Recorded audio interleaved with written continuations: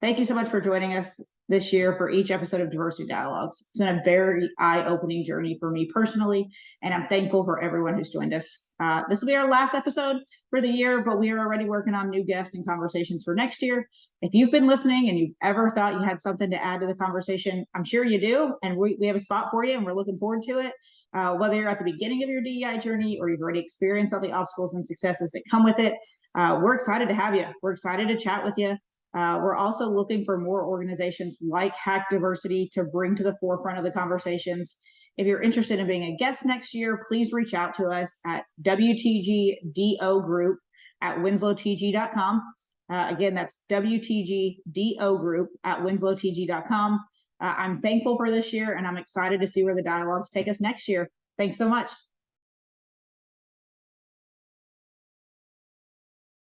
Hello and welcome back to Diversity Dialogues. I'm Courtney Latima, and I am super pumped about our guests that we have today. Up until now, each episode has been with a customer or a partner of ours. This will be our last episode for the year. So we decided that we're going to shine some light on an organization that's transforming the economy by breaking down barriers for Black and Latinx professionals in technology. I'm super excited to introduce Cait Davison from Hack.Diversity. So Cait, thanks so much for joining me. Courtney, I'm really honored. Thank you so much for having me here today. I'm really excited to have this conversation with you. And before we kick off and sort of jump into the conversation, I do want to just name that, I identify as a white cisgender woman, and being that I'm working in a space where I have the opportunity to sponsor and advocate for predominantly Black and Latina and otherwise underrepresented communities, just wanted to call that out, that my views are not by any means reflective of the nuances of those views. And I do this work because I'm really passionate about advancing racial equity and eliminating systemic barriers, and I see Hack having a real place in that work. And that said, I very much welcome feedback. Anytime folks are feeling like I should be listening rather than speaking, I just want to call out, I'm going to be doing a lot of speaking today, but I'm by no means an expert in the DEI space. I have a lot of learning to do myself, and I'm proud of Hack because we're a very, very diverse set of folks, and my voice is just one of many on that very diverse team. So just wanted to name that before we dive in. Yeah, no, thank you for that. I think that's awesome. I think the best place for us to start then is why don't you give us a little background on what Hack.Diversity is and what you guys are up to?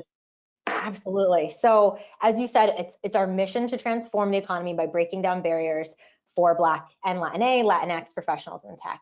I'm sure, as you know, Courtney, in Boston, these groups are very underrepresented and tend to get pre-filtered out during hiring pipelines. So the way that Hack does it is year to year, we enroll a cohort of fellows who are aspiring technologists in mechanical engineering, software engineering, and data analytics career tracks.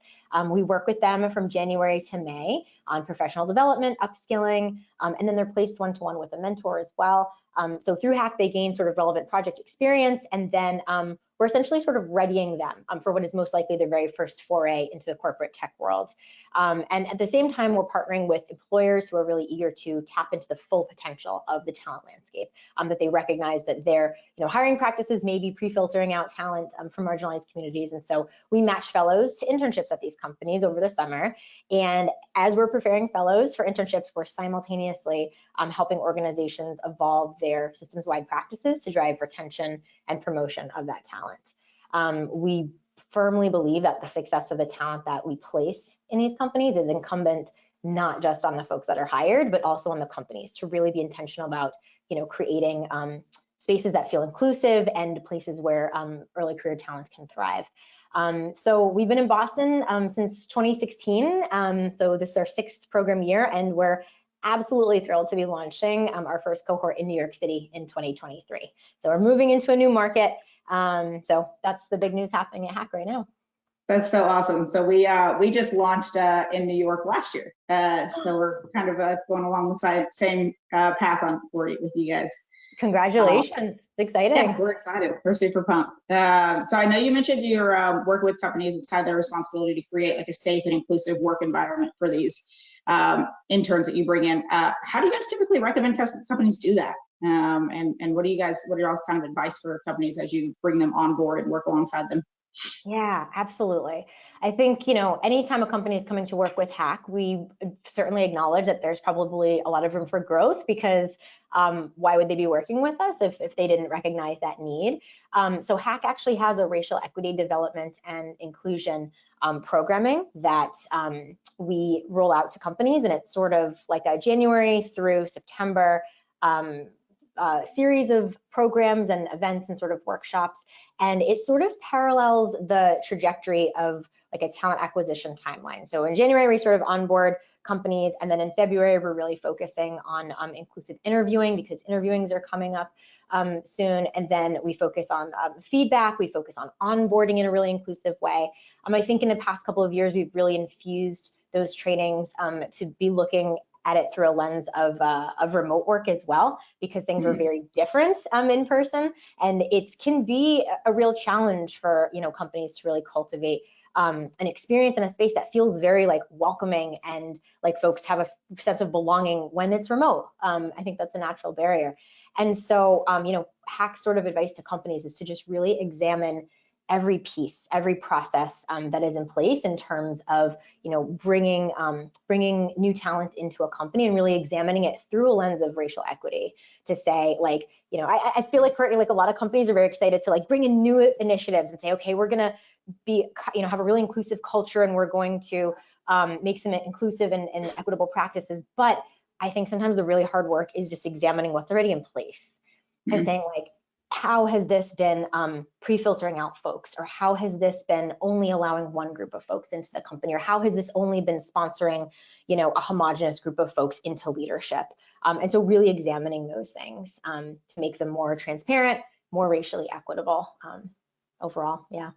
Yeah, no, that makes total sense. I think that's something that we kind of had to do also. So when we started our diversity and outreach group, that was probably one of the first things we did is we kind of said, what have we been doing wrong per se? And where is that improvement? And where can we make improvements? And one of the things I think that we are still trying to figure out how to improve on is we are, historically a very white male dominated company, as is most companies in technology. And one thing we've been trying to figure out is, as a predominantly white male company, how do we make non-white male candidates feel that we are focusing on diversity and inclusion? How do we make them feel like that is something that's important to us? Because if you were to walk into a meeting, there probably wouldn't be as much diversity as other companies, right? And so it's kind of here's the issue, but how do we fix that if the solution is kind of prohibited from the issue, inhibited from the issue. So that's been something we've been trying to kind of work through. And some of the things we've done is like partnering with historically Black colleges and going to career fairs and trying to make sure that people understand that we're serious about it and it's something that we want to do, and doing things like this just to get the conversation started where we can also as a company say, look, we know that it's a problem for us. We've admitted that, we understand it, and these are the things that we're doing to try to make steps in the right direction and move forward. So I think it's awesome that you guys have like a whole program set up that starts from day one all the way through to kind of help people to facilitate those environments, because you can hire people, but if they don't feel comfortable with it where they are, you're not going to retain them. Right. Yeah, absolutely. And what's so interesting, Courtney, I think to that point, first of all, I really appreciate that that's Winslow's approach. I think that like number one across the board is sort of just acknowledging and naming what it is, right? Like not trying to bring a diverse workforce in and saying like, look what we've done, but it's like, where do we want to be? We know we have room to grow. And it's really interesting. Hack is pretty obsessed with data, and we every summer we always collect feedback from our fellows who are interning at our host companies. And one of the things we found this year out of the fellow feedback, we sort of analyzed everybody's responses. It was about 100, a little over 100 responses from across 30 different companies around Boston. And it was so interesting. We asked some really specific questions to fellows about how are they experiencing companies like diversity, equity, and inclusion initiatives, and how satisfied are they with sort of the racial makeup of the company. And there were so many factors that influenced feelings of belonging in fellows, but there was only a very small difference in feelings of belonging when we asked them to rank like what is your satisfaction level with the amount of diversity that you're seeing in your company. So I think it goes to show that that's that's not the end all be all. Like, that's not everything. Like, Yeah. absolutely, do folks of color, want to look around them and see other folks that look like them? Do they want to see people that look like them in leadership? 1,000,000%. But that's not the only aspect that influences, folks feeling like they belong and like they want to stay with that company and, see a career through with them. So that was interesting. And I think, I think Winslow is totally on the right path. So I love that that's your approach. Yeah, and so like DEI as a whole became important for us for a number of reasons. One is because we feel it really does breed a better company overall, different thought processes, different backgrounds and cultures, bringing in different thoughts. But I guess, what are you guys seeing in terms of why do you guys feel that companies are so focused on it right now? As you guys are bringing on new companies and partnering with new companies, what are their reasons for being so focused on DEI as a whole? Yeah. I think it's a great question. I think I've tended to see a couple different things, like a couple different camps of thinking.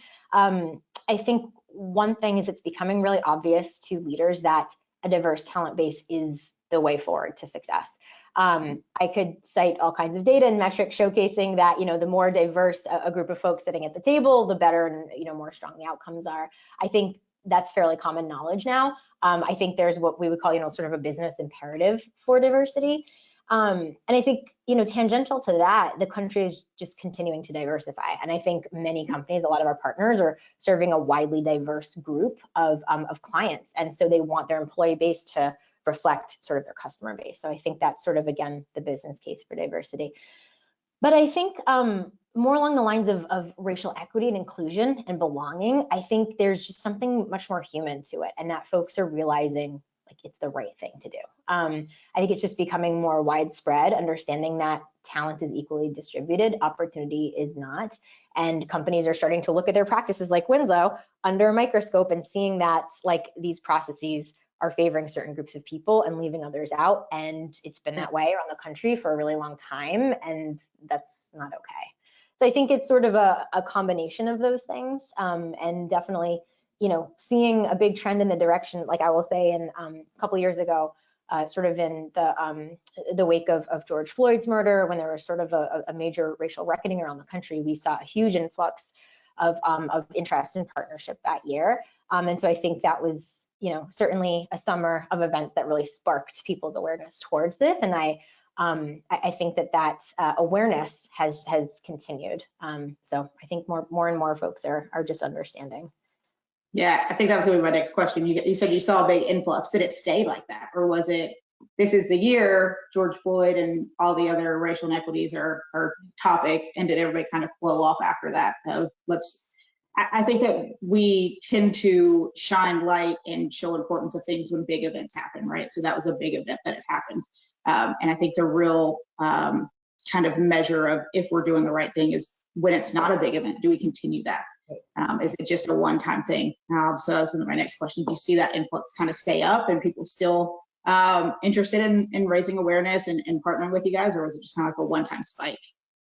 It was a major spike at the time, but I will say it's been very consistent interest since then. I would be very transparent and say, yeah, I think that with sort of the economic downturn that the country is currently experiencing, I do think that, many companies are sort of looking at their budget and saying, okay, where do we have to pull back? Where can we stretch? Sort of thing. So I definitely think that that's a conversation for folks, but I've been really pleased to see that most folks are really putting a strong emphasis on expanding their diversity, equity, inclusion, belonging, initiatives within their companies, and really doubling down on making sure that their talent pipeline is a diverse pipeline of folks. That's been good. Yeah. I as a mother of three mixed children, I think that it's something that's been super passionate for me for a while. Is I want them to have the opportunities that other people have in the world, right? As they grow older and whatever field they want to go in. So we talk a lot about like STEM in our house, and my husband's a science teacher, and then I'm in technology. So that's all we do in this house is STEM stuff and science and technology, and trying to kind of spark that interest in our children to know that as they get older, like you can do whatever. You can go to science, you can go to technology. Who cares like what it looks like right now? But also on the flip side is making sure that when they get to that age and they're old enough that it doesn't look like it looks like now necessarily. Yeah, absolutely. So they have those opportunities and they feel comfortable taking those opportunities. So that's good news to me to hear that people are still interested in it and moving forward with it. Yeah. So I guess as you work through the companies, I know some you talked a little bit about creating like a safe and inclusive environment for people, but Yeah. have they come up? Have you heard of any like other kind of struggles that companies are having, whether that's recruiting, retaining, anything like that? Kind of what are companies running into when it comes to these DEI initiatives? And do you have any feedback on how kind of they're overcoming those obstacles? Yeah, that's a really good question. I think year to year, some of the trends that I see are one of the biggest I think I see across the board. I hear from partners all the time is, we don't have diversity in leadership. Our leadership is very homogenous. A lot is, white. Even there might be some gender diversity now. I think companies are getting better there, but I think from a racial diversity standpoint, it's still fairly homogenous. I think the way companies are starting to overcome that is, I think, just beginning to realize like it takes investment at the ground level.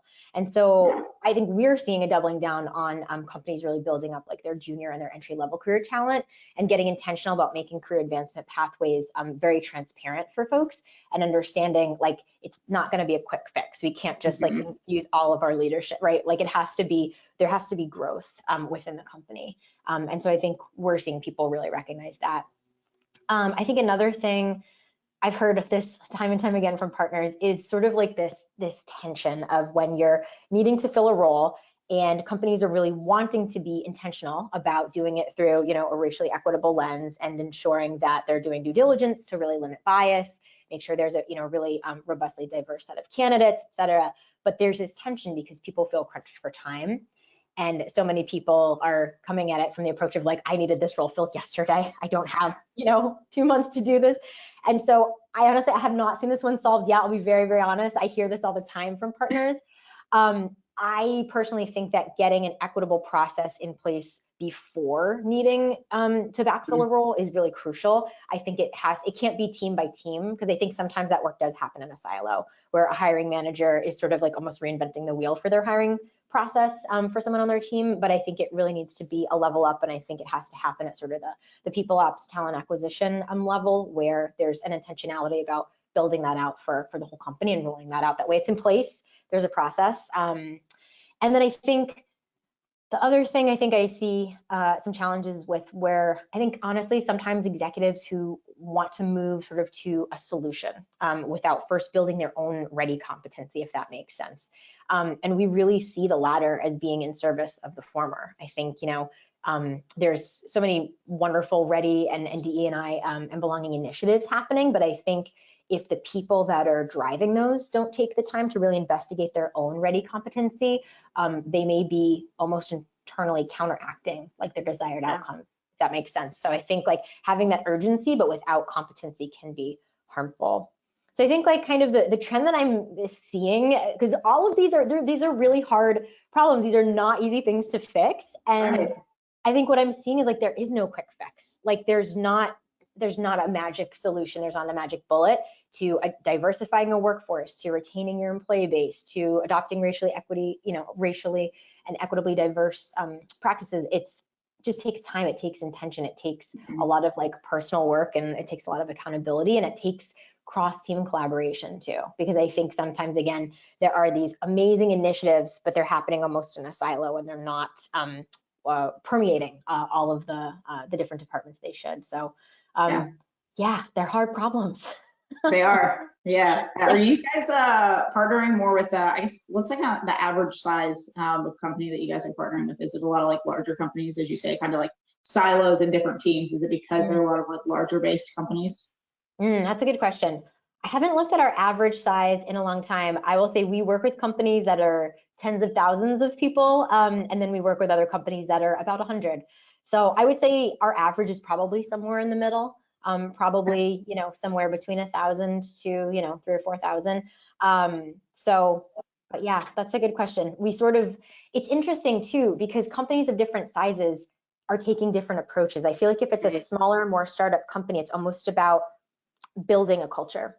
And if it's a company that's been around for a long time, there's tens of thousands of employees, it's more of a culture shift. And so it's a different approach, if that makes sense. Yeah, no, it totally does.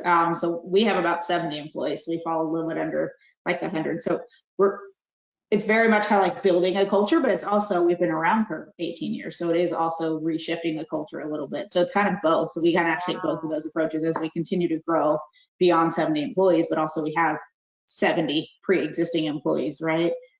So we kind of see ourselves merging on both of those paths and trying to figure out like the balance of what we do and when we do it. Yeah, that makes sense. That makes a lot of sense. Yeah. Yeah, absolutely.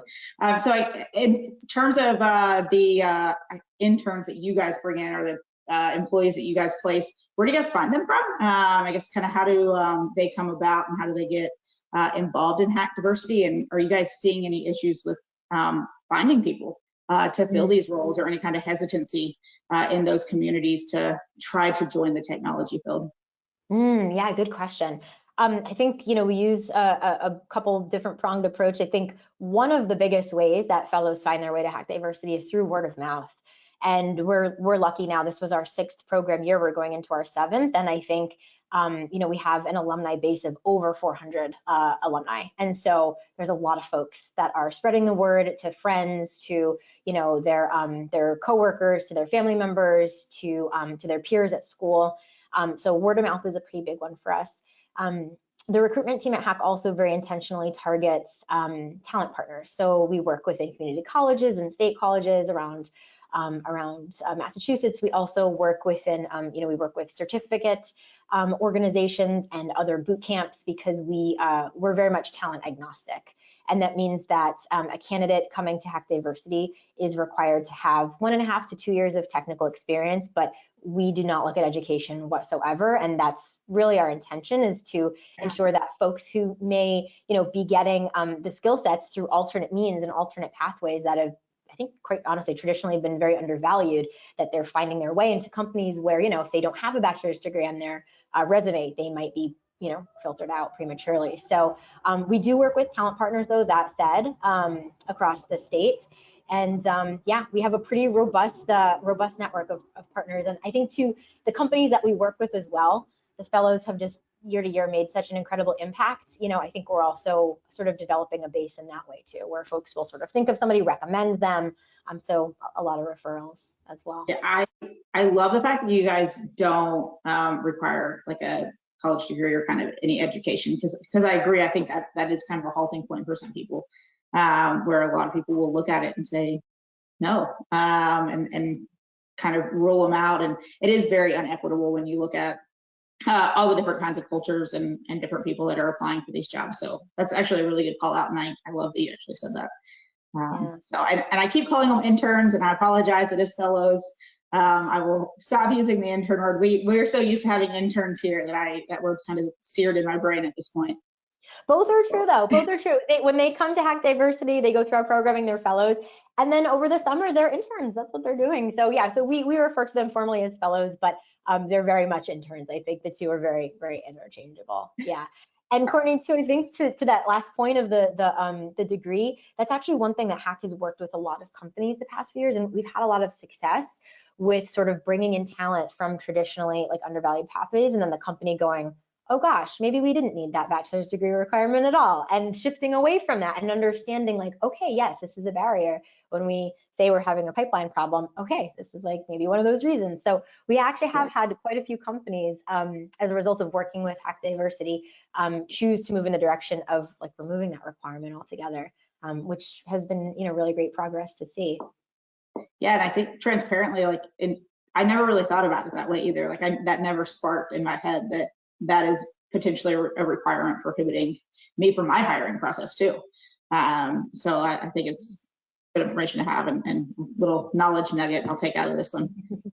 Yeah, and I think it's always worth examining, like, does this role actually need the degree? Because some roles certainly do, right? Like doctors, lawyers, like they're absolutely 100%. We're not saying across the board, but I think, looking at a skill set level and just sort of re-examining is always worth it. So. Yeah, no, that's awesome. So I guess the biggest question is how do others get involved? How do we get involved in Hack.Diversity, whether it's a fellow or it's a company or it's just people that want to be involved and help out? Kind of how do we get involved and help out and continue to drive these initiatives with you guys? Definitely. Thank you for that question. Yes, our application process is open right now for folks who are interested in joining as a fellow. So we have a Boston site, we have a New York site, and both those applications are open through the beginning of November. So yeah, our website's a great place for anybody to apply, or if you have somebody in mind that is an aspiring tech professional. The 3 career tracks we serve are software engineering, mechanical engineering, and data analytics. So those are sort of the 3 different roles that we fill and that we serve for career tracks. And then in terms of partnership, we're always very eager and excited to talk to companies who want to work with Hack. As I mentioned, there's the internship hosting opportunity over the summer for those 3 career tracks. And then it's usually coupled with our racial equity, diversity, and inclusion programming. And so it sort of goes hand in hand, and it's a package deal.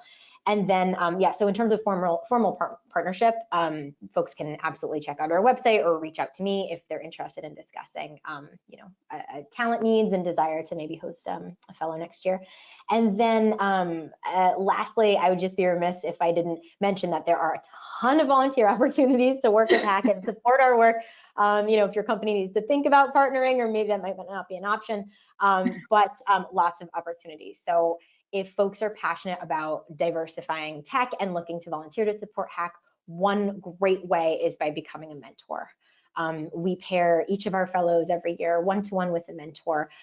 It does not have to be somebody with a technical background. I think it's really helpful if it is, but most folks are really just looking to have that extra layer of support as they're just starting to embark on what is their very first foray into the corporate workspace. And so we're looking to match 150 fellows across Boston and New York. Most of our mentors are returning, but we grow every year, so we always need new mentors. And the timeline is for mentorship is from January through August. Quite honestly, Courtney, I think a lot of mentors and mentees create these really organic relationships, and so it sort of just naturally goes beyond that, but that's Right. the formal ask of a mentor is January through August, about 5 hours per month to mentor. So that's certainly one way. And then there's a lot of other ad hoc opportunities to lean in, honestly. Hack puts on what we call learning labs for fellows from January through May. They're weekly sessions from during that time to discuss really specific topics about professional development, career readiness, technical skill sets, etc. And we call on our community to host these. So mentors host them, volunteers host them, and they're really sort of areas that the person volunteering is just versed in and very, comfortable and confident. It could be like building out your LinkedIn page, or it could be like preparing for an interview, like what are the 5 do's and don'ts. So it's sort of broad, but we definitely welcome folks to lean in if facilitation or, talking about one of those topics is interesting. So I think a lot of ways to get involved, definitely. Yeah, no, it sounds great. I'm excited to see you guys kind of grow into New York, and hopefully be able to partner with you guys ourselves and kind of see where it goes. So I appreciate the time. I think that your passion for the organization can definitely be seen by the way that you speak about it and how excited you are. So I really appreciate it, and I appreciate you taking time to chat. And I'm looking forward to continuing the conversation and seeing where we can go. Thanks, Courtney. Thank you so much for leading these conversations too. I think that's like the #1 starting place. It's just for companies to get more comfortable with talking about racial diversity with racial dynamics in the workplace. And I just so appreciate that Winslow is hosting this series. Thank you so much for having me. It's an honor. Absolutely. Thank you so much. Have a good weekend. Thank you. You too. Bye. Bye.